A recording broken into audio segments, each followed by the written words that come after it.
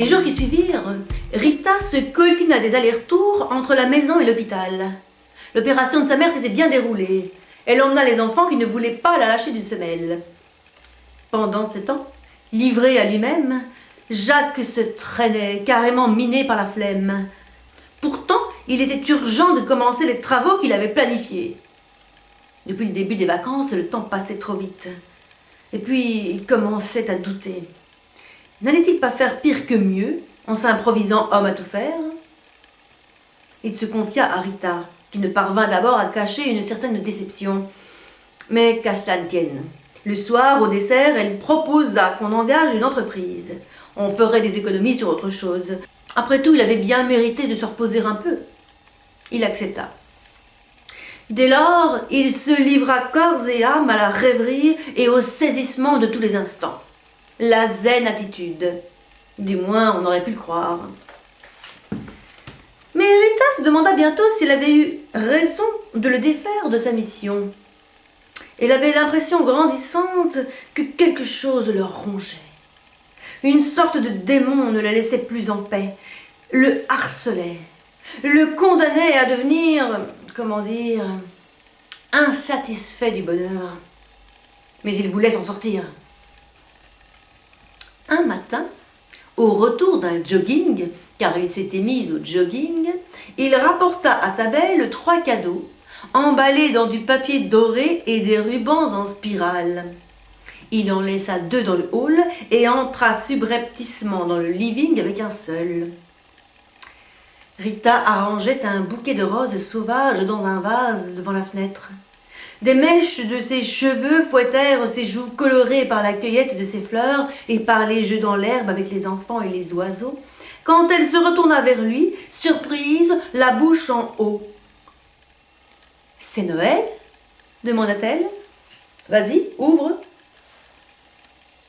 Des paillettes dans les yeux, elle ouvrit le paquet sans abîmer le papier. Une robe rouge! Une robe rouge!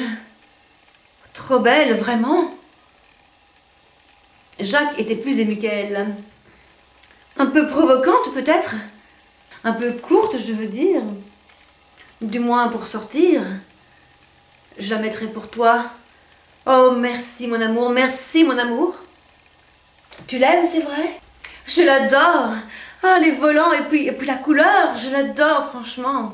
Et la matière? Oh oui, ce tissu soyeux, lumineux. Mais quelle folie, non? Sans répondre, les lèvres tremblantes, Jacques retourna dans le hall pour y prendre le deuxième présent. Il le lui tendit. Elle le prit, la bouche encore ouverte par la première surprise, abandonnant sur le canapé la robe extraordinaire qu'elle tenait. Cette fois, elle déchira l'emballage. Oh! Une autre robe rouge! Plaquée sur sa petite robe ordinaire, qui disparaissait derrière, elle semblait plus couvrante que la première, car de cette manière, on ne voyait pas le dos nu jusqu'au milieu des fesses. Mais ce sont des robes de haute couture, non? Tu as dû payer ça une fortune! Oh, bah, ce sont des soldes. J'en ai eu 3 pour le prix d'une. De fait, sur ces entrefaites, il repartit dans le vestibule. Cette fois, Rita saccagea la feuille d'or en refermant la bouche. « Ce n'est pas possible, souffla-t-elle. Une 3e robe rouge !» Elle ne savait plus où se mettre. « Mais Jacques, une seule de ces robes coûte au moins le prix de 36 autres robes. Tu n'aurais pas dû, chérie. Je ne peux pas accepter, il faut te les faire rembourser. » Impossible, j'ai jeté le ticket. Elle était choquée. « Tu veux bien les essayer, dis ? Avec tes chaussures rouges. » Quelles chaussures rouges? Celles de la tombola? Quelle tombola? Celle de la Fatifère. C'était la meilleure. Je voudrais te photographier. Attends, je dois mettre ces robes avec les chaussures de la tombola et tu vas me photographier, c'est ça? S'il te plaît. Tu rêves? Je ne montrerai les photos à personne. Il ne manquerait plus que tu exposes. De toute façon, je ne sais pas marcher avec ces chaussures, elles sont trop grandes. Je ne te demande pas de courir le marathon. Encore heureux. S'il te plaît, pour me faire plaisir.